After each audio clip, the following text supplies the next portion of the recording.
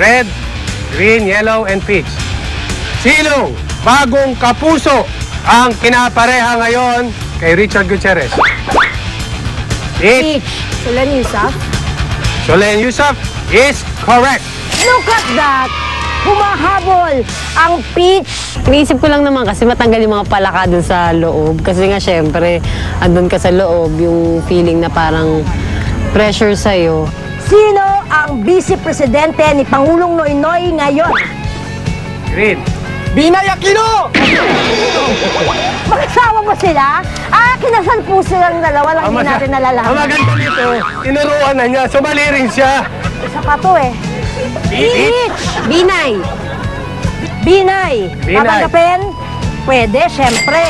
Ang peach ay 5, yellow 2, green 4, at ang red ay 3. Sinong nakakulong na senador ang nabigyan ng amnesty kamakailan? May sumagot. Yellow. Ikaw, Trillanes. Ano yun? Payagan? Trillanes. Of course. 6 minutes to go. Sinong senador ang nagtatago ngayon? Peach. Peach? Marojas? Marokas Hindi nagtatago. siya nagtatago. Andiyan siya. Nagkita lang kami ng nakaraan eh. Green. Lacson po. Lacson. Look at you. Tama. Sorry naman. Si Lacson, nasa isip ko, parang, ala ko si Marojas siya. Sorry. Yun yung talagang na-confuse talaga ako sa tingin. Ito, para sa lahat to. Alam nyo to.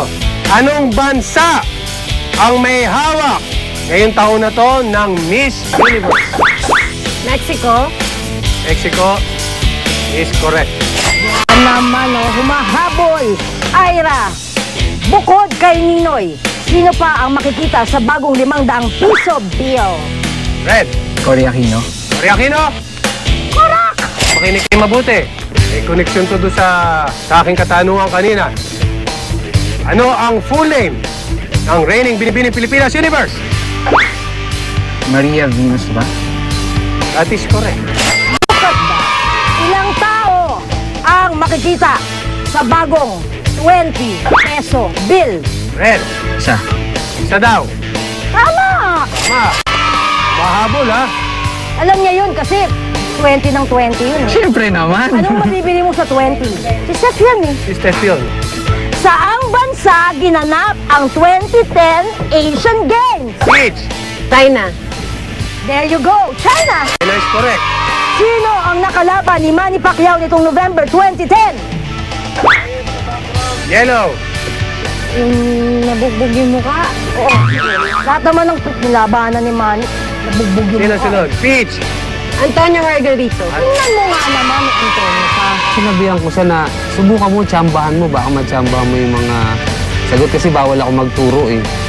Kung sa tingin mong alam mo, iangat mo agad yung. Kaya, bayaan mo silang sumagot, tapos pag hindi sila nakasagot, pakumpleto mo yung question, baka alam mo. Anong weight division na pabilang si Margarito at Pacquiao ngayong taon?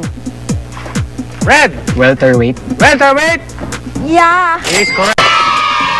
Last question! Anong tawag sa football team ng Pilipinas na nakapasok sa semifinals ng Suzuki Cup? Red. Askal. Tatanggapin? Okay, tanggap. Tanggapin natin. Okay, ang nanalo ay ang peach orange. Bangkupay. Unahin natin ang blue, sumunod ang orange, sumunod ang red. Tapos green, and then yellow. Congratulations. Congratulations, makapagpahinga na kayo.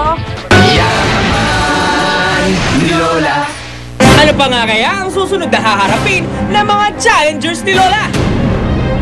At ano ito? Bakit may mga nasusuka na?